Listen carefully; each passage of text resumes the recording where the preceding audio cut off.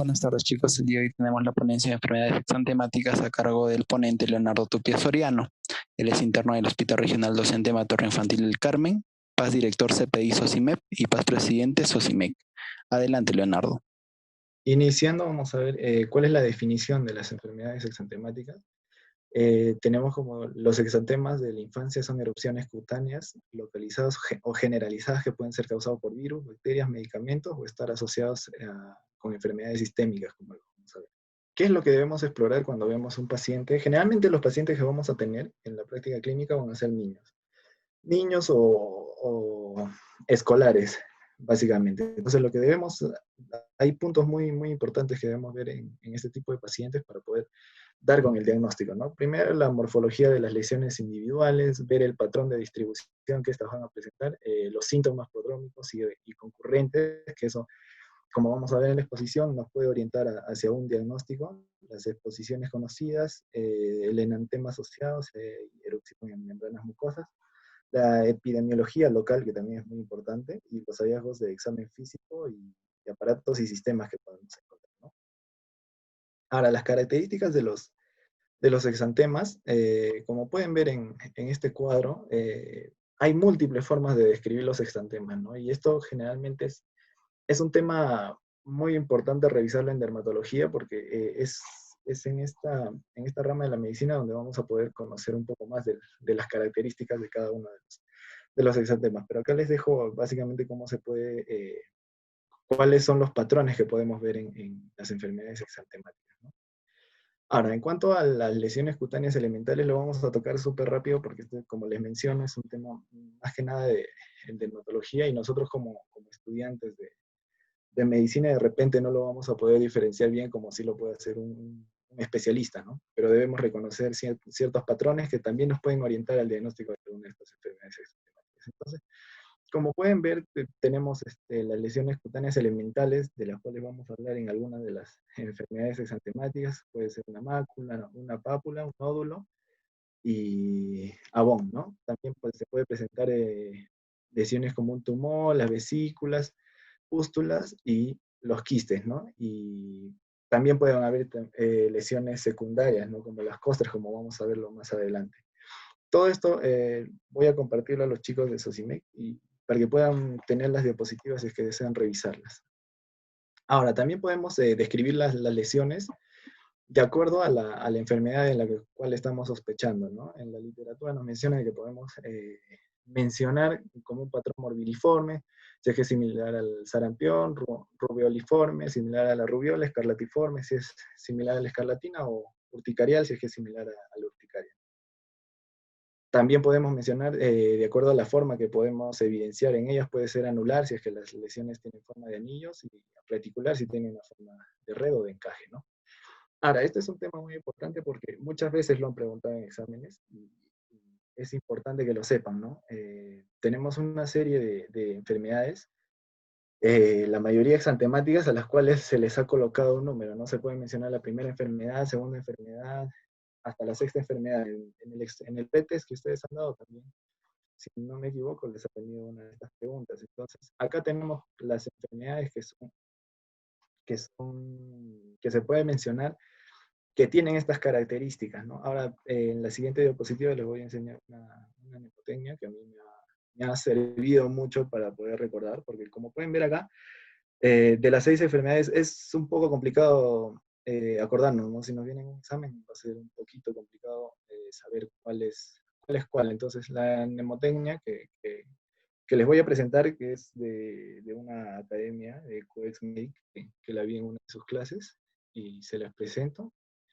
Sara Latina se fue de rumba con un duque y le dio una infección exantemática. Entonces, al inicio esta mnemotecnia como que va a resultar un poco extraña y no la vamos a captar bien, ¿no? Pero acá viene lo interesante. Yo también al inicio cuando la escuché no la interioricé mucho, pero con el tiempo cuando ustedes van practicando es algo que se les queda muy rápido, ¿no? Y entonces ¿esto a qué nos lleva?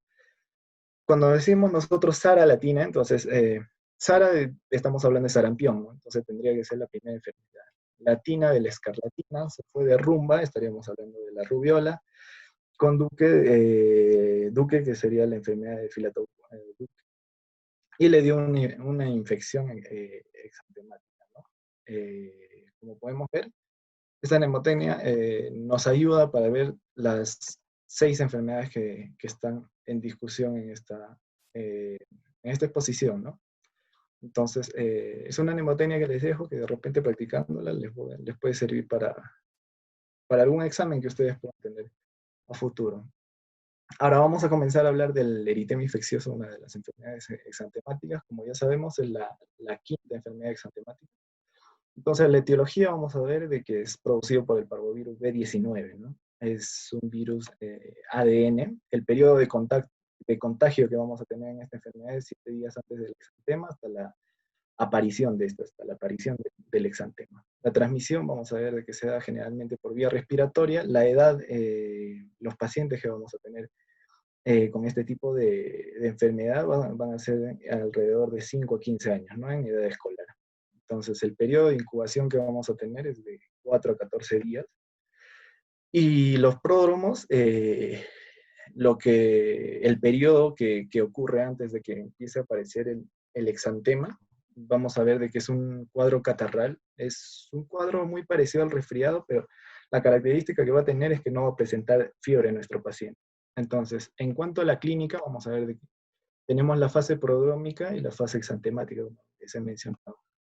En la fase prodrómica vamos a tener de que el tiempo de duración es de 2 a 5 días aproximadamente, ¿no? Como les mencionaba, es un cuadro asintomático muchas veces, o si es que presenta alguna clínica va a ser muy similar a una febrícula, ¿no? Va a presentar cefalea y la clínica inespecífica, como les mencionaba. Entonces, como vamos a ir viendo en las siguientes enfermedades, hay enfermedades muy características que en la fase prodrómica nos puede hacer sospechar de ciertas patologías, ¿no? Pero hay otras que son síntomas muy generales. Una de estas es el eritema infeccioso, que no nos podría hacer dudar de ningún tipo de enfermedad si es que tenemos solamente estos síntomas.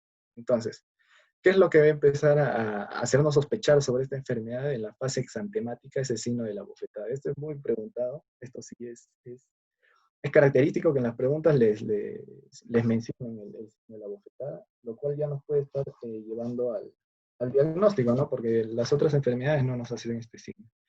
El exantema que va a presentar nuestro paciente es un exantema maculopapular eritematoso. Va a ser un patrón va a ser un patrón reticular o encaje, sin descamación, eso también es importante. Va a respetar las palmas y plantas de los pies, y generalmente está localizado en tronco y en miembros, ¿no? Ahora, el tratamiento que vamos a tener para este tipo de enfermedad solamente son sintomáticos, ¿no? Como les mencionaba, si es que el paciente empieza a tener fiebre, que es muy raro, generalmente una febrícula nada más, podemos tratar a nuestro paciente con antipiréticos.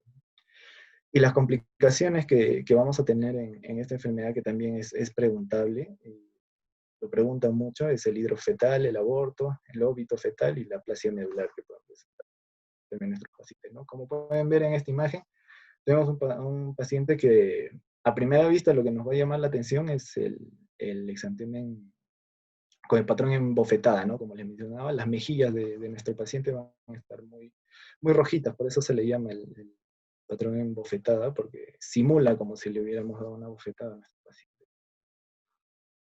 En cuanto al exantema súbito, como ya lo hemos mencionado, la sexta enfermedad, la característica, bueno, en este exantema lo que tenemos que tener siempre presente es que súbito, como lo voy a explicar más adelante, cuando veamos la palabra súbita hay que pensar en algo que aparece de repente, aparece de pronto. Entonces, eso es lo primero que debemos tener en cuenta, que ya lo voy a mencionar en la siguiente diapositiva.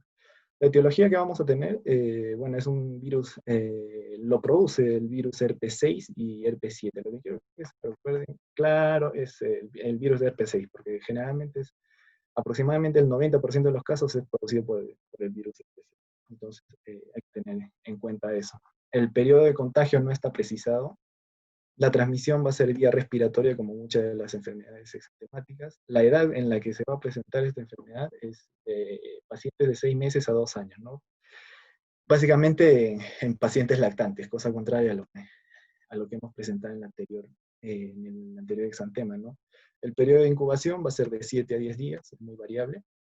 Y en cuanto a la clínica, acá vamos a empezar a ver las características específicas, ¿no? Con lo cual podríamos diferenciar eh, la enfermedad de los otros exantemas. En la fase prodrómica, lo que vamos a tener es una fase catarral, como les mencionaba. La mayoría de las enfermedades exantemáticas van a tener un cuadro prodrómico catarral, ¿no? Que nos va a simular algún resfriado que generalmente no es orientativo a específicamente a alguna de estas enfermedades. Entonces, lo que sí nos va a empezar a hacer sospechar del exantema súbito es que este paciente va a venir con una fiebre muy alta. Va a ser una fiebre muy elevada y eso hay que tenerlo en cuenta porque puede producirnos alguna de las complicaciones que ya lo vamos a tocar más adelante, como una convulsión febril, ¿no? Entonces, la fase febril generalmente se describe que son unos 3 días, ¿no? Pero hay literaturas que mencionan que son de 3 a 5 días. En la fase exantemática, como les mencionaba, hay que tener presente esta palabrita que es súbito, porque es muy importante. ¿Por qué? Porque la fase exantemática, cuando ya vamos a empezar a ver las lesiones en la piel, va a aparecer justo cuando cae la fiebre. Entonces, cae la fiebre y súbitamente aparece el exantema. Esa es una de las características importantes que debemos tener en cuenta en este tipo de enfermedad. Entonces, vamos a tener un exantema maculopapular rosado, como les mencionaba. Eh, un momentito, por favor. Ya, así. No descama, no va a presentar descamación al desaparecer el exantema. Es poco confluyente en tronco y con tendencia centrífuga hacia miembros superiores y cuello, respetando cara y miembros inferiores. Eso también es importante tenerlo en cuenta. La complicación, como les mencionaba, la convulsión febril, ¿no? Si nuestro paciente está llegando con una fiebre alta, entonces hay que tratar de manejar eso porque nos puede producir una convulsión febril. El tratamiento también, como el caso anterior, son síntomas. Ahora, para tener en claro esta enfermedad, acá les he traído un gráfico. Como les mencionaba, en la parte prodrómica de esta enfermedad vamos a tener una fiebre muy elevada, ¿no? De aproximadamente unos 3 a 5 días. La mayoría de la literatura nos menciona que son unos 3 días. Entonces, ¿qué pasa después de los 3 días? Vamos a ver de que cae la fiebre, cae abruptamente la fiebre y aparece el exantema. Entonces, eso es lo que quiero que se nos quede claro de esta parte, ¿no? Porque es una de las características importantes que nos vienen en las preguntas de examen, por lo cual nosotros vamos a poder diferenciar el cuadro de los demás, ¿no? En cuanto al laboratorio, también es algo que debemos tener muy claro. Esta patología va a ser si nosotros le empezamos a tomar un hemograma, por ejemplo, a nuestro paciente, la característica que tiene este exantema es que es poco orientativo al diagnóstico, ¿no? Vamos a ver de que en un inicio vamos a tener una leucocitosis, pero lo que nos va a hacer, lo que nos hace dudar de los diagnósticos, como hemos visto, este es un problema viral, ¿no? Por el virus herpes 6. Entonces, en esta patología lo que va a ocurrir se elevan los polimorfos nucleares, lo cual no debería ocurrir en una infección viral, ¿no? Entonces, esto podría hacernos dudar de nuestro diagnóstico, es por eso que hay que guiarnos mucho de la clínica, no tanto por los exámenes del laboratorio. Y después, ¿qué va a pasar? Empieza una leucopenia, pero vamos a tener que el mayor porcentaje de nuestros leucocitos van a ser linfocitos, ¿no? Entonces, esto es característico de esta enfermedad y hay que tenerlo claro porque también lo pueden preguntar. En cuanto a la varicela, vamos a tener de que la etiología es el virus herpes humano 3, es un virus ADN. El periodo de contagio nos menciona de que es un día antes de que aparezca el exantema hasta 7 a 10 días de aparecido, ¿no? Pero también se menciona de que la varicela es contagiosa hasta que la última vesícula que tiene nuestro paciente sea costrificada. A partir de que la última vesícula esté costrificada, nuestro paciente ya deja de ser contagioso, ya deja de tener ese riesgo potencial de contagiar a otras personas, ¿no? La transmisión que va a presentar este tipo de enfermedades por vía respiratoria y también por contacto directo. La edad en la que se presenta es en niños menores de 10 años, un 90%, pero como sabemos, se puede presentar a cualquier edad en personas que de repente no la han sufrido de pequeños y se sabe de que a mayor edad también tiende a ser más sintomática. El periodo de incubación es de 10 a 20 días, que también es preguntado en algunos exámenes. como les mencionaba, en el periodo de incubación, 10 a 20 días, la fase prodrómica, vamos a tener una fiebre, tos y rinorrea. Muy parecido a los demás exantemas, que no es tan orientativo de esta enfermedad. Pero, ¿qué es lo representativo de la varicela? Y es lo que vamos a hablar, es que tiene una secuencia de aparición. En la fase exantemática, lo primero que vamos a tener va a ser las presencias de máculas. Después evoluciona a unas pápulas eritematosas. Posteriormente, ¿qué vamos a encontrar? Va a ser vesículas blanquecinas no umbilicadas. Después vemos que se forman vesículas blanquecinas, umbilicadas, debe decir en este cuadro. Se empieza a producir las pústulas y finalmente las costras. Pero ¿qué es característico de la varicela, como lo van a ver acá? A la varicela se menciona de que su exantema lo llaman polimorfismo. ¿Por qué? Porque no necesariamente se va a evidenciar esta secuencia como les he mencionado, ¿no? Lo que puede ocurrir es que nosotros podamos tener, nuestro paciente esté presentando máculas y a la vez costras. Entonces, ¿qué es lo que les quiero decir? Que podemos encontrar varias de estas lesiones en el mismo paciente al mismo tiempo. Entonces, no es específico de que primero aparecen las máculas, después las pápulas y ya desaparecían las máculas. No. En nuestro paciente pueden estar presentes todas las lesiones. Por eso es que se le menciona que es un polimorfismo, y esta palabra también hay que interiorizarla porque nos puede venir en las preguntas. Y mencionan de que es un cielo estrellado, ¿no? Como pueden ver en la imagen de abajo, voy a tratar de colocar el puntero. En esta imagen, como pueden ver, las lesiones no son juntas, no están, como se puede decir, aglomeradas, sino que están dispersas. Entonces a esto es a lo que le llamamos el cielo estrellado. Ahora, otra de las palabras claves que también vamos a tener en las preguntas de los exámenes es de que aparece en el cuero cabelludo y puede afectar mucosas, ¿no?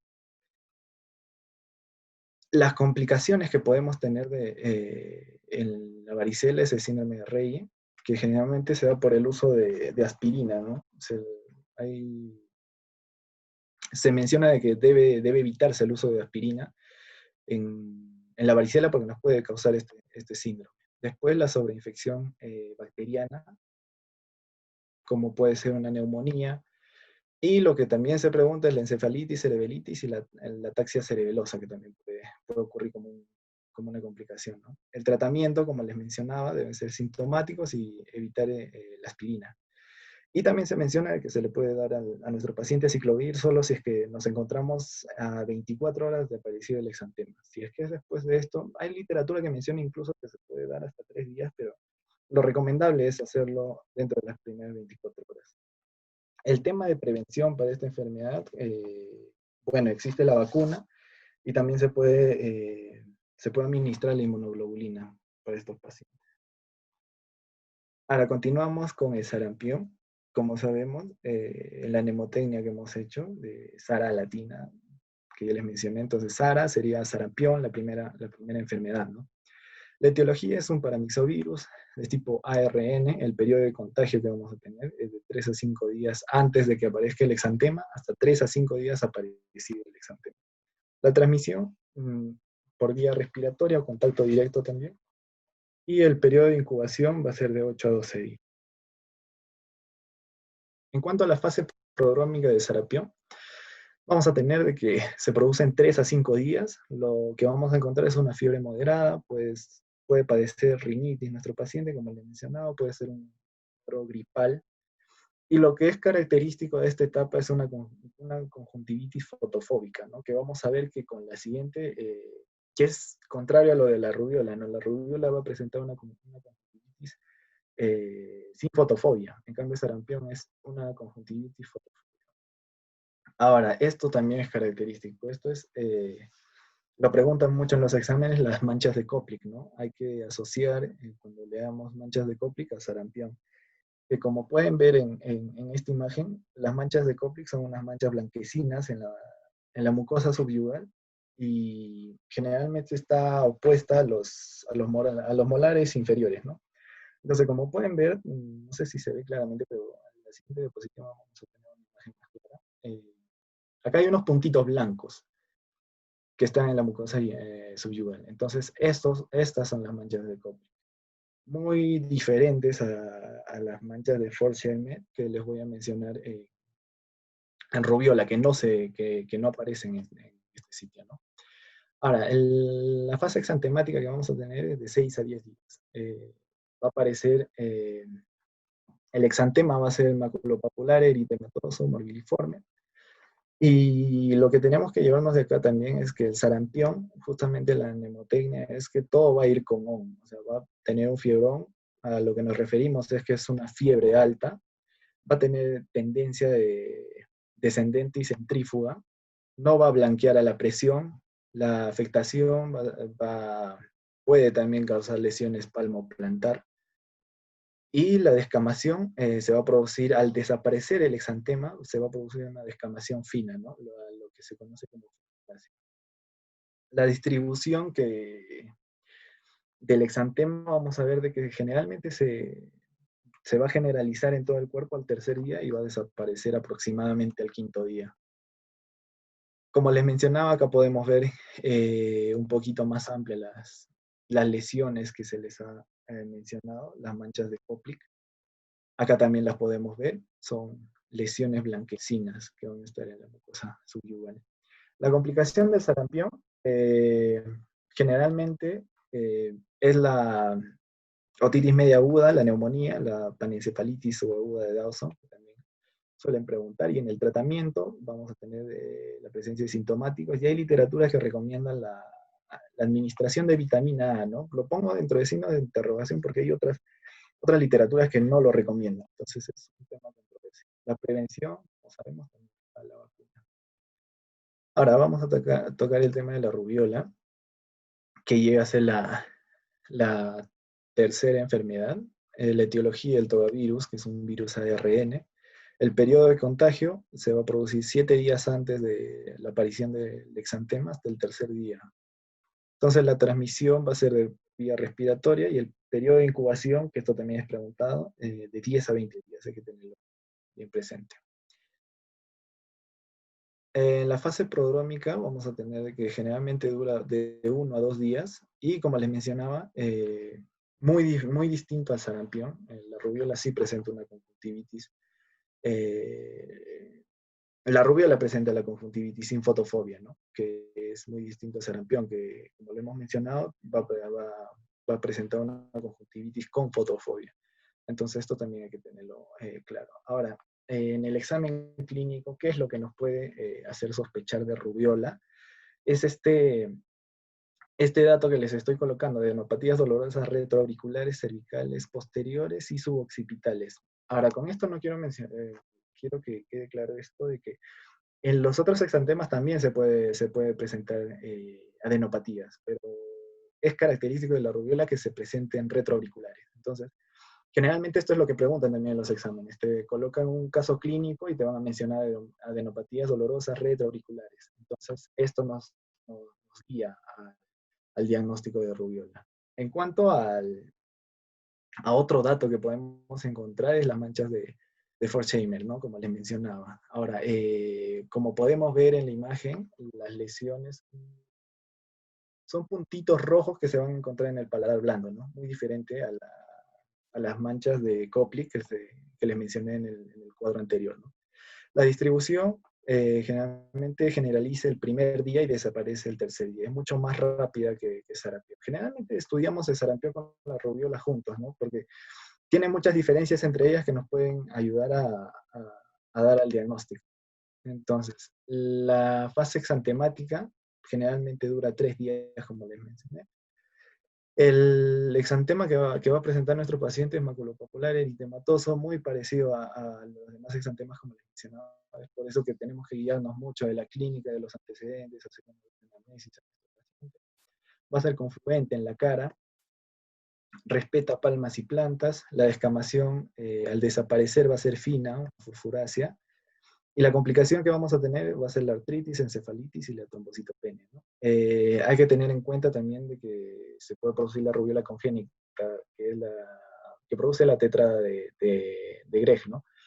Que es muy preguntado también, la cual consiste en microcefalia, sordera neurosensorial. Vamos a ver catarata central también y cardiopatía, ¿no? El PCA, que es el más frecuente. El tratamiento para este tipo de pacientes va a ser básicamente sintomático, como casi la mayoría, y la prevención es la vacuna. Entonces, como les mencionaba en algunos de los exantemas anteriores, hay que preguntar muy bien a nuestro paciente, bueno, al familiar que viene con nuestro paciente, ¿no? Si es que ha recibido las vacunas completas, porque esto puede ayudarnos a llegar al diagnóstico. Continuamos con el siguiente exantema, vamos a ver de qué es la escarlatina, ¿no? La escarlatina es la segunda enfermedad, acá se ha corrido el número, es la segunda, por favor.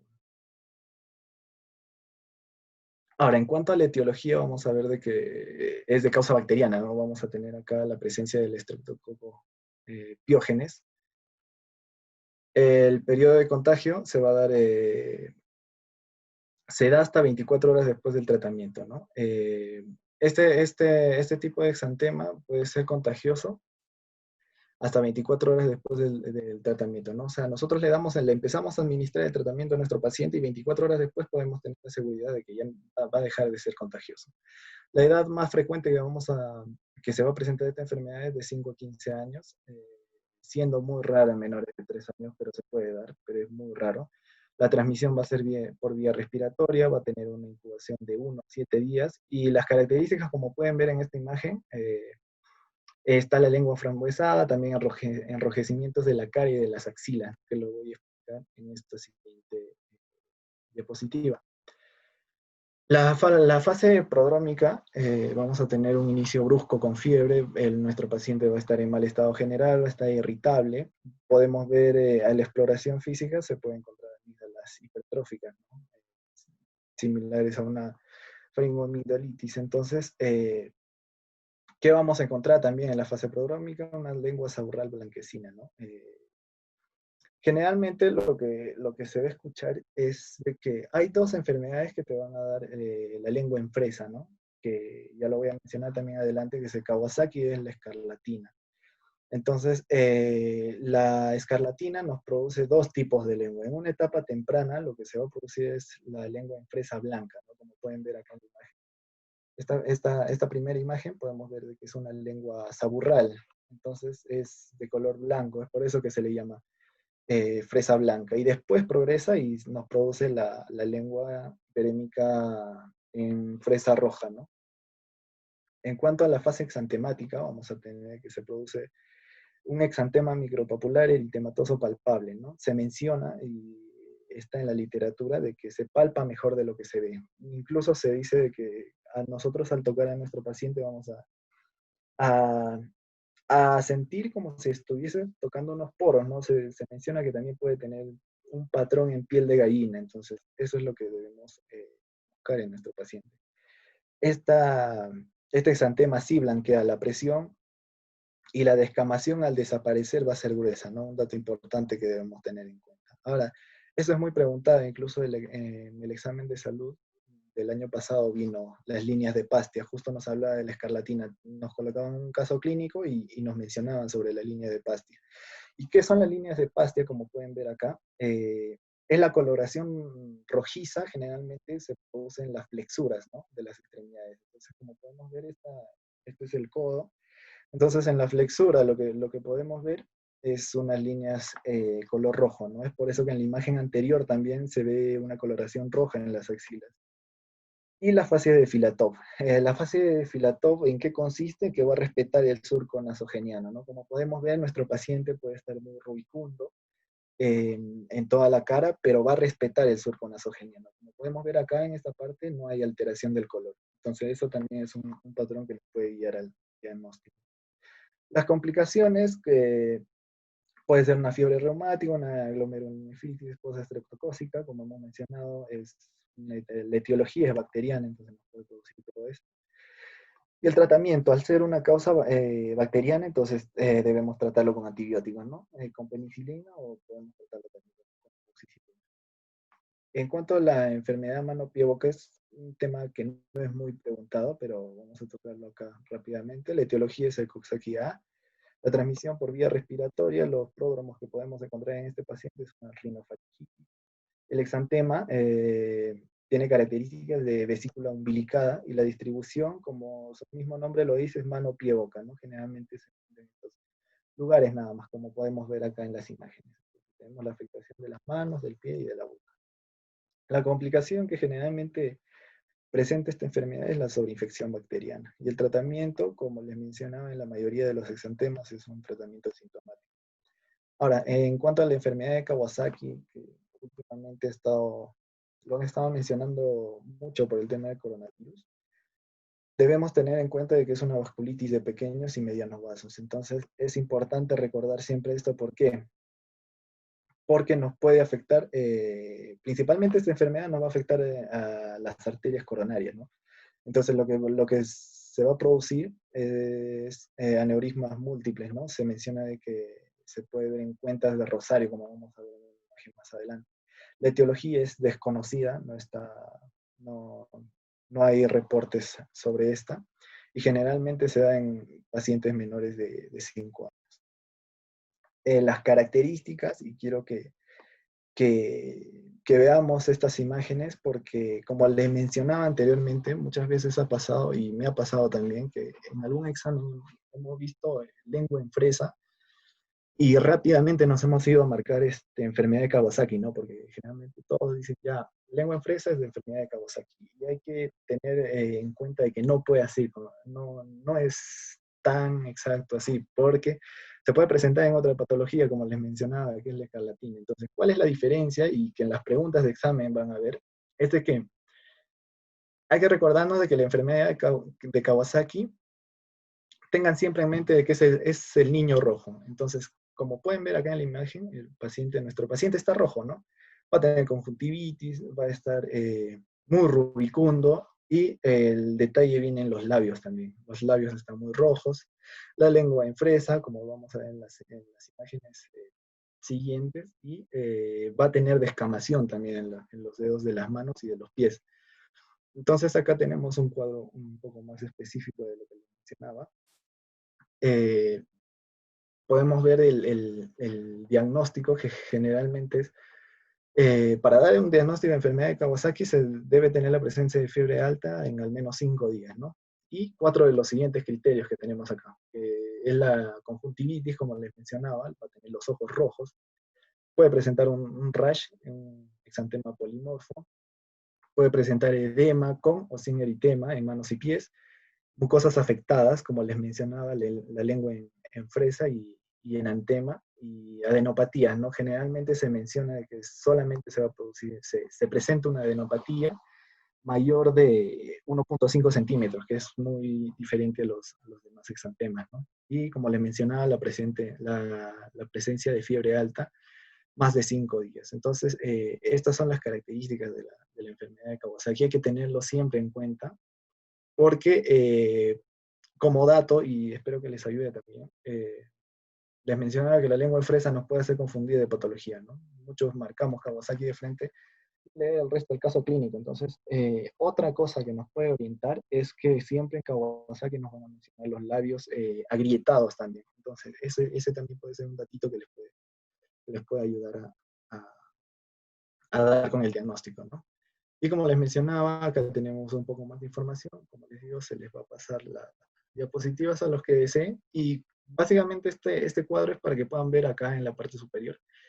Acá tenemos una angiografía y podemos ver acá, se ven, claramente se ven dos aneurismas, ¿ya? Que podría ser un tercero por acá. Entonces, ¿qué es lo que les quiero decir? Y como les mencionaba, hay que tener siempre presente que la enfermedad de Kawasaki afecta a las arterias coronarias. Entonces, es muy importante dar tratamiento oportuno a estos pacientes. ¿Por qué? Porque evolucionan a esto, a aneurismas coronarios, ¿no? Y como les mencionaba, también nos puede decir de que tienen un patrón en Rosario, ¿no? Entonces, eso es lo que debemos llevarnos de esta enfermedad. Bueno, chicos, este ha sido un repaso de todas las enfermedades exantemáticas. Chicos, les agradezco por su tiempo, de verdad. Gracias por haber participado de esta exposición. Hemos hecho junto con el grupo, con Socimed, con los chicos de CPA y también con el proyecto Synapsis Med, que estamos tratando de trabajarlo. Les agradecería mucho, por favor, de que puedan compartir las publicaciones que se están haciendo en redes sociales, ¿no? Tanto de la sociedad, de Socimec y de Sinapsis, por favor. Como les menciono, las diapositivas, si ustedes las desean, nos pueden escribir y nosotros se las hacemos llegar, ¿no? Por favor, compartan nuestras publicaciones, les vuelvo a repetir. Muchas gracias por el tiempo y espero que haya sido de su agrado, ¿no?